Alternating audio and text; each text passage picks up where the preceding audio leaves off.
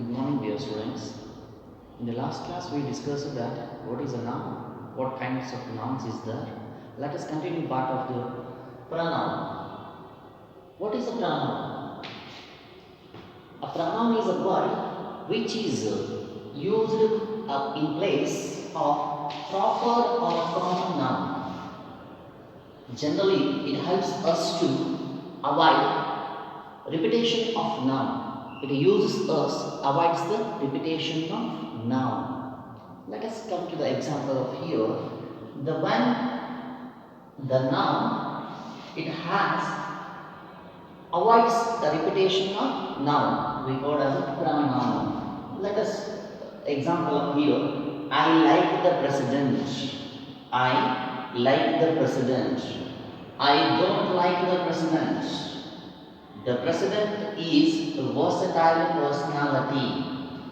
When you observe these sentences, we can see here, I like the president. Can you identify here which is the proper or common noun is here? The common in these sentences. We can observe here, we can see here, the president, the president, the president. Instead of the president, we can skip the different kinds of the pronouns. Let us, we can see here, I like the president. That's okay. We can use one time. I don't like, instead of, this is third person. The president means third person. I don't like him. The president is versatile personality. Instead of again president, we can understand here, again we can use he, subject. I like the president. I don't like the president. The president is a so versatile personality. Already we come to know all these common things of here. Let us, we have to glance only for the few seconds.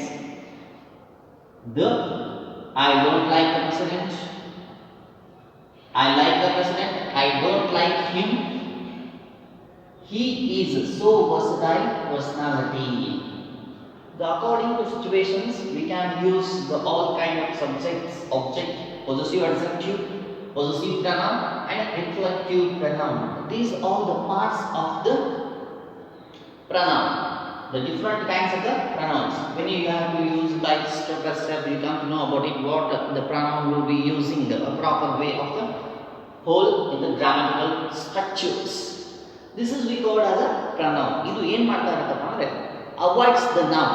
ಪದೇ ಪದೇ ಪದೇ ಹೇಳ್ತಕ್ಕಂಥ ಒಂದು ಭಾಷೆ ಆಗಿರ್ಬೋದು. ಒಂದು ನನ್ನ introduction ಮಾಡ್ತಾ ಇದ್ದೀನಿ, ಇಂಟ್ರೊಡಕ್ಷನ್ ಪದೇ ಪದೇ ನಾಗರಾಜ್ ಗಂಗಾವತಿ.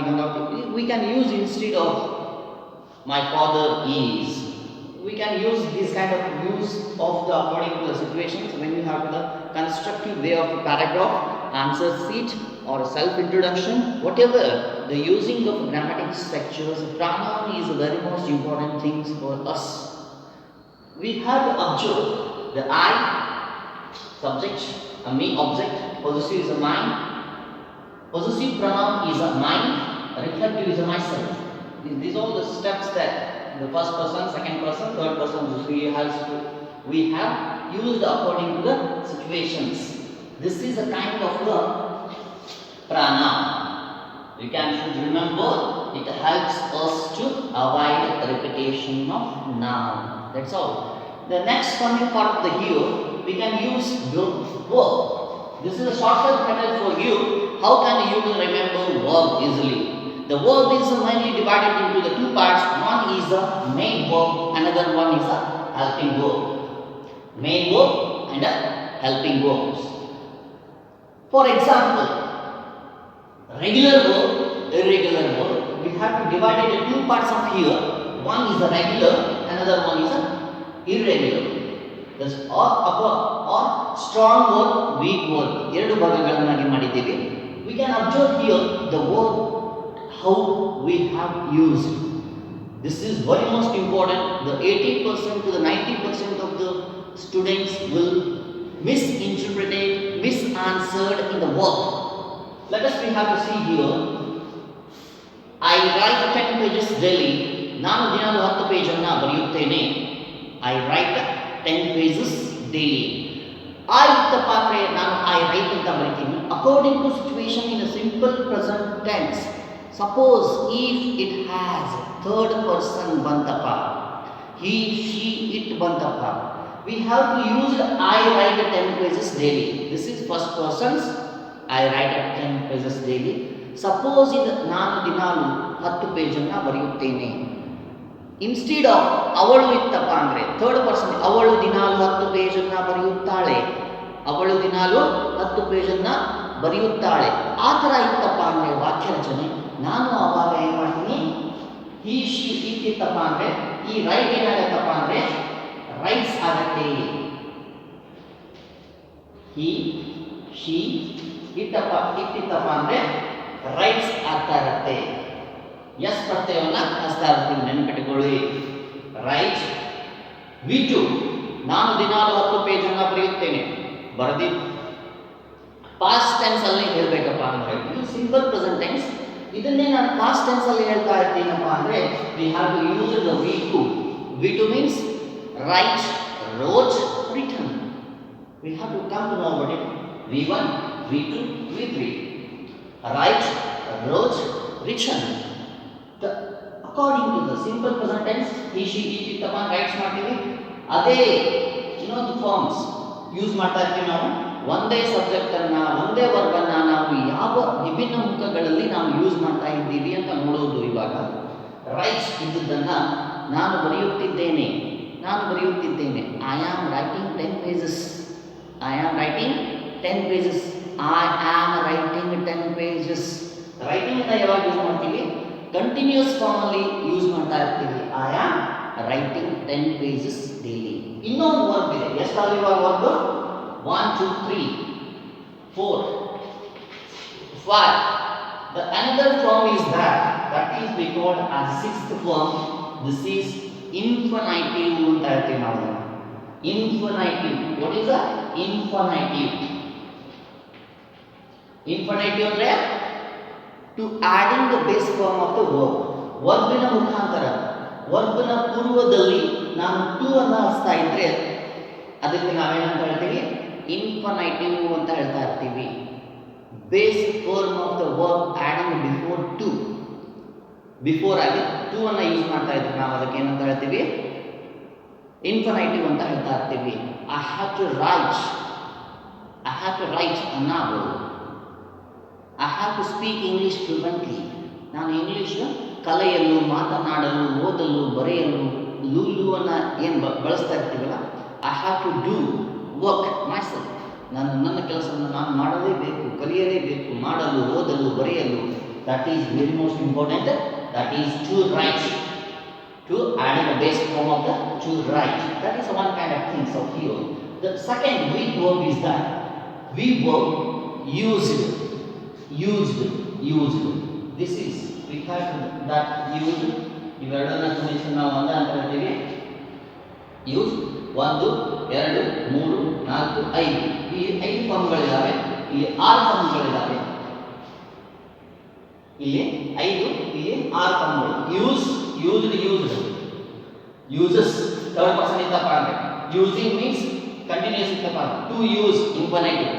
ಅದೇ ಇನ್ನೊಂದು ವರ್ಡ್ ಇದೆ, ಯಾವುದು ಹೇಳ್ತಾರ, ದ ಪೆಕ್ಯುಲರ್ ವರ್ಬ್ ಅಂತ ಕರಿತೀವಿ. Regular, irregular and peculiar verb ಅಂತ ಕರಿತೀವಿ. For example put, peculiar verb ಅಂತ ಕರಿತೀವಿ. ಕಟ್ ಅಲ್ವಾ? ಕಟ್ ಮೂರು ಕಡೆ ನಾವು ಏನು ಮಾಡ್ತೀವಿ, V2 V3 ಇತ್ತಪ್ಪ ಅಂದರೆ ನಾವು ಕಟ್ ಅನ್ನು ಯೂಸ್ ಮಾಡ್ತಾ ಇರ್ತೀವಿ. Cut. For example cuts, she cuts, or cutting, or to cut. 1 2 3. This is only the 3 forms of that. 1 2 3 4 forms of that day. We have to use. You should be remember here the while using first person, second person, third persons. ಪರ್ಸನ್ಸ್ಗಳ ಆಧಾರದ ಮೇಲೆ ವರ್ಬ್ಗಳ ಆಧಾರವನ್ನು ಹೇಳ್ತಾ ಇರ್ತೀವಿ. ವರ್ಬ್ನ ಮೂಲ ಉದ್ದೇಶ ಏನಪ್ಪ ಅಂದರೆ, the verb is a word used to describe action or state action or state. ಏನು ಹೇಳ್ತಾ ಇರತ್ತೆ ವರ್ಬ್? ನಿಮ್ಮ ಸ್ಥಿತಿಯನ್ನ ಹೇಳ್ತಾ ಇರಲ್ಲ, ವಾಕ್ಯ ರಚನೆಯ ಸ್ಥಿತಿಯನ್ನ ಹೇಳ್ತಾ ಇರತ್ತೆ. ಹಿ ಹೆಲ್ಪ್ಸ್ ಆಲ್ವೇಸ್, ಹಿ ಹೆಲ್ಪ್ಸ್ ಆಲ್ವೇಸ್, ಅವನು ಯಾವಾಗಲೂ ಸಹಾಯ ಮಾಡುತ್ತಾನೆ. ಹಿ ಬಂತು, ಹೆಲ್ಪ್ಸ್ ಬಂತು, ಹೆಲ್ಪ್ ಎಸ್ ಪ್ರತ್ಯಯ ಬಂತು. ಯಾಕೆ ಬಂತು? ಅದರ ಹಿಂದ್ಗಡೆ ಏನಿದೆ? ಥರ್ಡ್ ಪರ್ಸನ್ ಇದೆ. We love our country, we love our country. Love ಇದ್ದದ್ದು ಎಸ್ ಪ್ರತ್ಯಯ ಆಗಲಿಲ್ಲ, ಯಾಕೆ? ವಿ ಸೆಕೆಂಡ್ ಪರ್ಸನ್ ಇದೆ. You have to common remember these all things. ನೀವು ಹೈಸ್ಕೂಲಿಂದ ಕಲಿತಾ ಬರ್ತಾ ಇದ್ದೀರಿ, ಇವತ್ತಿಗೂ ಕೂಡ ಡಿಗ್ರಿಯಲ್ಲೂ ಕೂಡ ಸುಮಾರು ಜನ ತಪ್ಪುಗಳನ್ನು ಮಾಡ್ತಾ ಇದ್ದಾರೆ. ಈ ತಪ್ಪುಗಳನ್ನು ಮಾಡದೇ ಇರಲಿ ಅನ್ನೋದೇ ನಮ್ಮ ಉದ್ದೇಶ. We love our country means we love our country because of second person is that is not necessary yes pratyaya. ಇಲ್ಲಿ ಎಸ್ ಪ್ರತ್ಯಯ ಅವಶ್ಯಕತೆ ಇರೋದಿಲ್ಲ.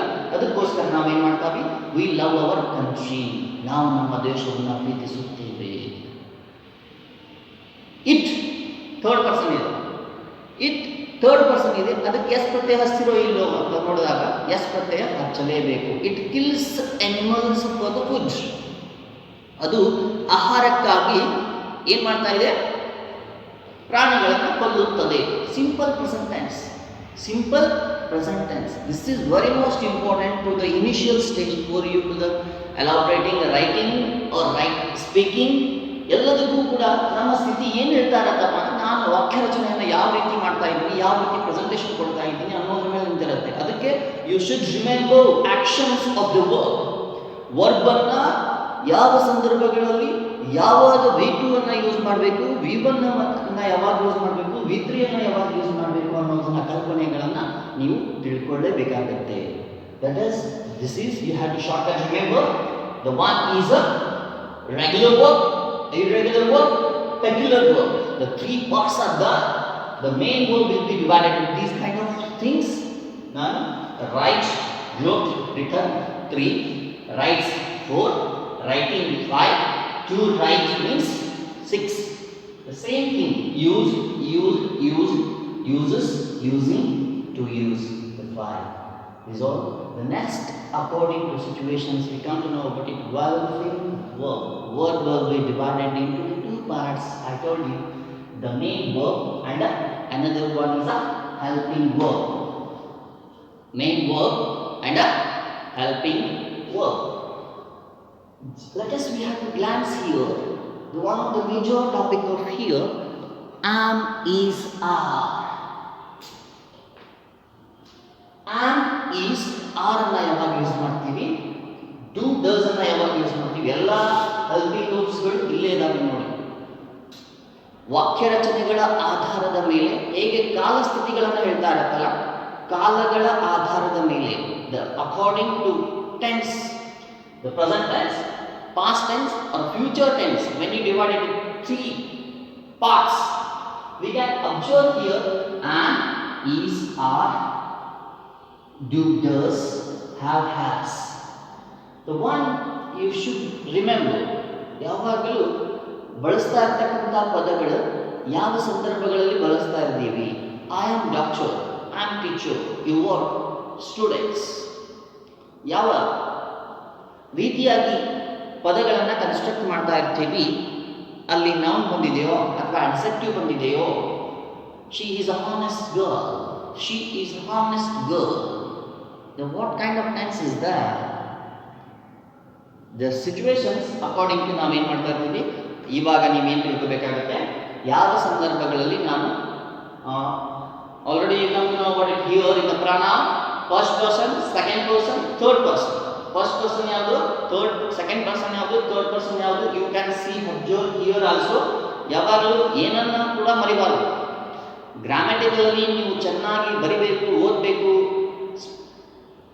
ನನ್ನ ಸ್ಪೋಕನ್ ಒಳ್ಳೇದಾಗಬೇಕು ಅಂತ ಅಂದ್ಕೊಂಡಿದ್ರೆ parts of speech is very most important. You have to remember these all the things. This is very most important for the everyone. That is present tense. Present tense ಅನ್ನ ಹೇಳ್ತಾ ಇರಬೇಕಾದ ಸಂದರ್ಭಗಳಲ್ಲಿ ನಾವೇನು ಮಾಡ್ತಾ ಇರ್ತೀವಿ, ಎಷ್ಟು ಹೆಲ್ಪಿಂಗ್ ವರ್ಬ್ಗಳು ಇದ್ದಾವೆ. Helping verb am, is, are 3ಗಳನ್ನು ಬಳಕೆಯನ್ನು ಮಾಡ್ತಾ ಇರ್ತೀವಿ. ಆಮ್ ಅನ್ನ ಪ್ರೆಸೆಂಟ್ ಟೆನ್ಸ್ ಅಲ್ಲಿ ಬಳಕೆಯನ್ನು ಮಾಡ್ತಾ ಇರ್ತೀವಿ.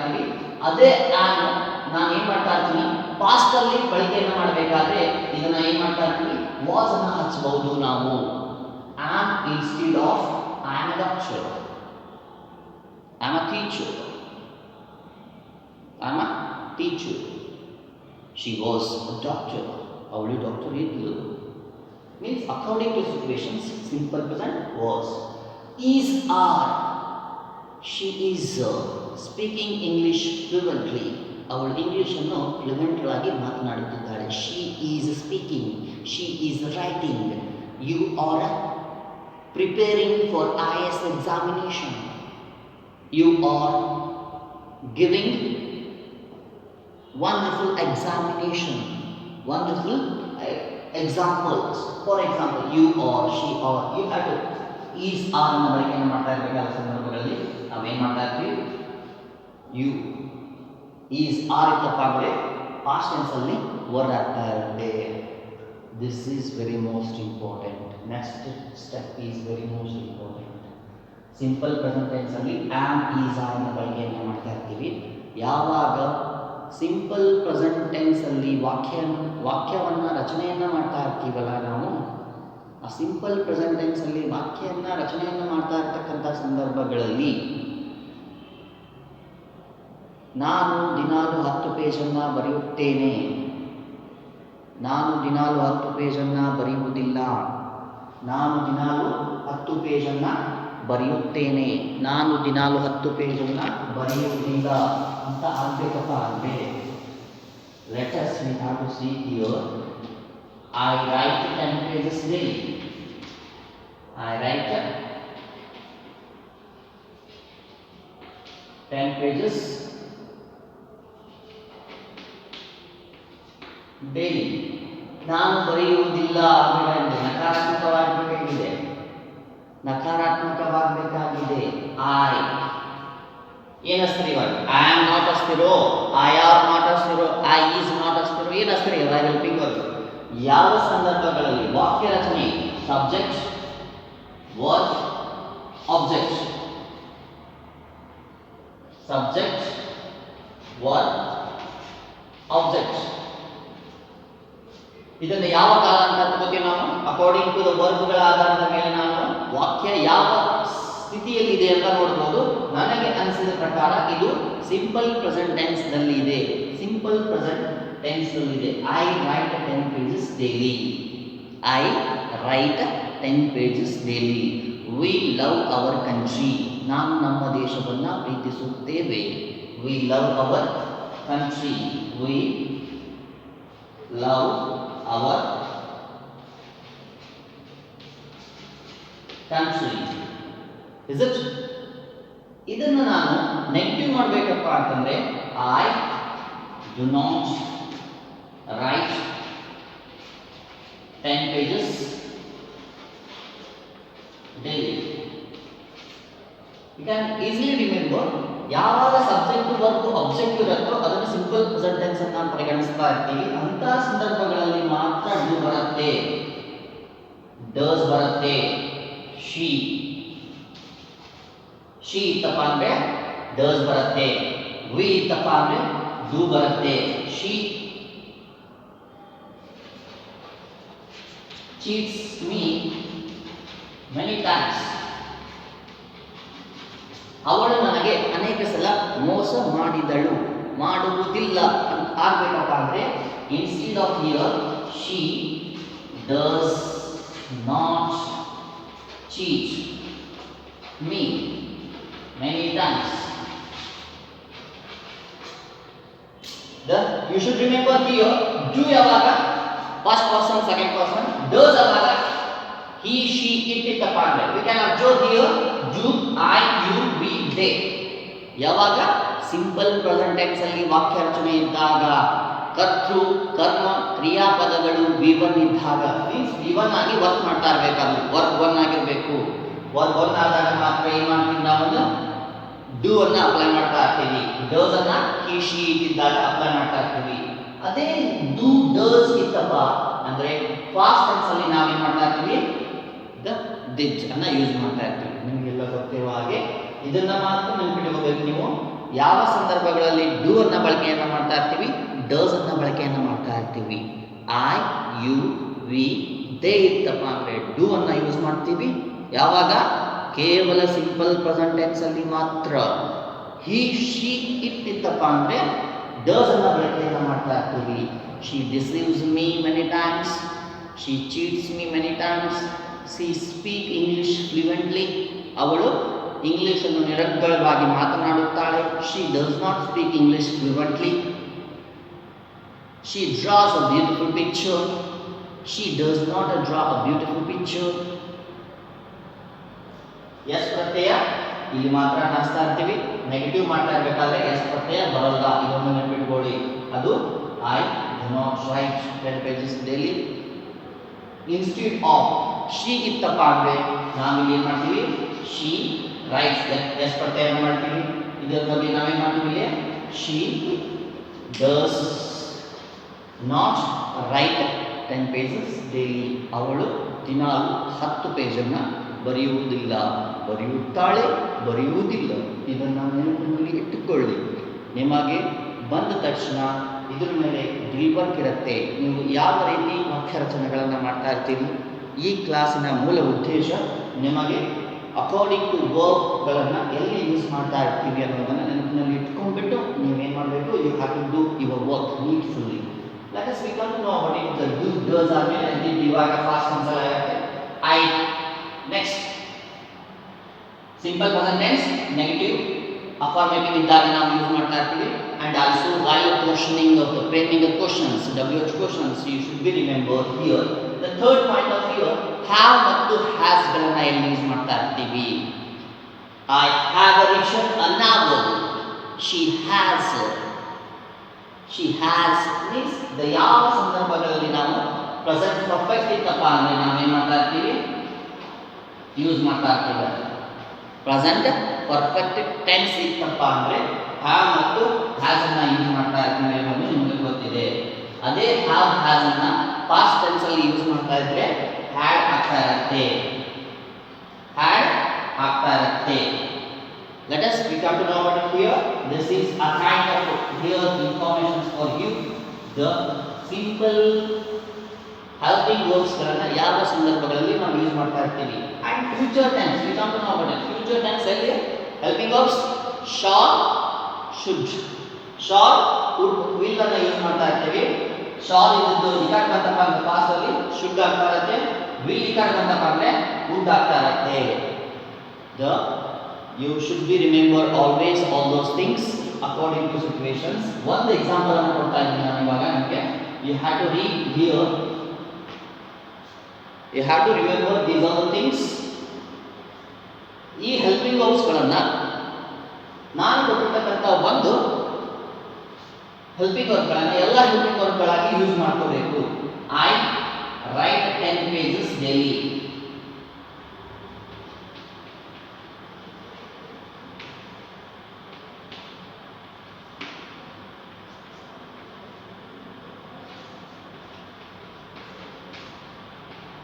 Gandhi preaches non-violence. Gandhi preaches non-violence. ಇದು ಹೋಮ್ವರ್ಕ್. ಈ ಹೋಮ್ವರ್ಕ್ ಅನ್ನು ಏನು ಮಾಡಬೇಕು, ನೀವು ಎಲ್ಲ ಟೆನ್ಸ್ಗಳಲ್ಲಿ ಅಕಾರ್ಡಿಂಗ್ ಟು ಸಿಚುವೇಶನ್ಸ್ ಎಲ್ಲ ಟೆನ್ಸ್ಗಳಲ್ಲಿ ನೀವು ಯೂಸ್ ಅನ್ನ ಮಾಡಬೇಕು. This is homework for you, the work home assignment. This is the first one, the first tense, first sentence and the second sentence. Let us be continue in the next part of speech. Okay, thank you.